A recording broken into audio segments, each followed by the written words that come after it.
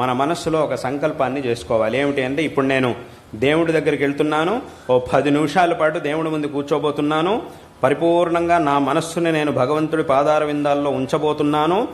ఈ 10 నిమిషాల్లో ప్రపంచం ఏమైపోయినా సరే నేను దాని గురించి ఏమైపోదు, వాస్తవంగా ఏమైపోదు, ఏమవుతుంది, ఏమీ అవ్వదు.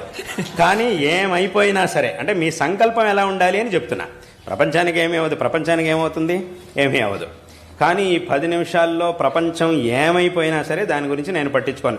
నిజంగానే అంత మునిగిపోయేంత పరిస్థితి కనుక వస్తే ఏ దేవుడి ముందు నేను కూర్చున్నానో ఆ దేవుడే చూసుకుంటాడు,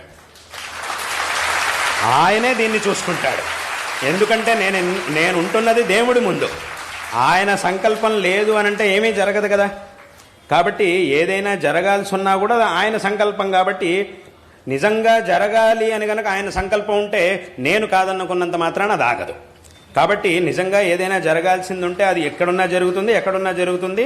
నేను దానికోసం ఎంత ఆలోచించినా అది ఖచ్చితంగా జరుగుతుంది, దాన్ని ఎవరు ఆపలేరు. కాబట్టి ఈ 10 నిమిషాల పాటు మాత్రం నేను ఏ విషయాల్ని ఆలోచించను.